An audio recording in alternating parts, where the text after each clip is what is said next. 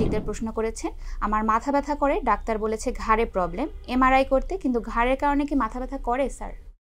ধন্যবাদ রুহুল শিকদার, সুন্দর একটা প্রশ্ন করেছেন। ঘাড় ব্যথা থেকে মাথা ব্যথা অবশ্যই হতে পারে। অনেক দিনের মাথা ব্যথা দেখবেন ওষুধ খাচ্ছেন, ভালো হচ্ছে না, দিন দিন বেড়ে যাচ্ছে।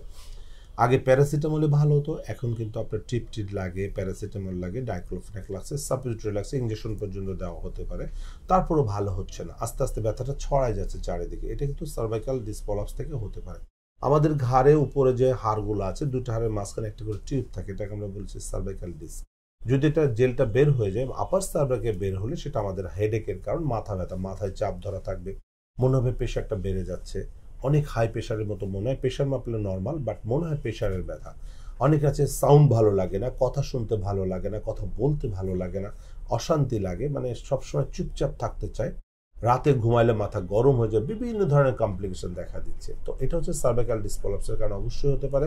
এই কারণে যেটা করতে হবে, আপনার ঘাড়ের একটা এমআরআই করতে হবে। ঘাড়ের এমআরআই করলেই আপনার রোগটা ধরা পড়বে, দেখা যাবে যে ডিস্ক প্রলাপস আছে। এবং এটা ট্রিটমেন্ট আছে, চমৎকার ট্রিটমেন্ট, পেইন কিলারের কোনো প্রয়োজন নাই। এটা কিন্তু ফিজিওথেরাপির মাধ্যমে ভালো করা সম্ভব। তবে অবশ্যই রিহ্যাব হসপিটালে থেকে রিহ্যাবিলিটেশন ট্রিটমেন্ট করতে হবে। অনেকে আছে ফিজিওথেরাপি করছে, যাচ্ছে, শেক দিচ্ছে, আল্ট্রাসাউন্ড দিচ্ছে, আস্তে আস্তে আস্তে আস্তে আরও বেড়ে যাচ্ছে। আল্ট্রাসাউন্ড থেরাপি দেওয়া আর পেইন কিলার খাওয়া একই কাজ, দুটার একই কাজ, সাময়িক একটু আরাম দিবে কিন্তু পার্মানেন্ট সলিউশন করবে না। সো পার্মানেন্ট সলিউশন করতে হলে আপনাকে বেড রেস্টে থেকে আপনাকে থেরাপিউটিক এক্সারসাইজের মাধ্যমে আপনাকে কমপ্লিট রিহ্যাবিলিটেশন করতে, তাহলে এটা 100% সুস্থ হয়ে সুন্দর জীবনযাপন করতে পারবেন। ধন্যবাদ আপনাকে।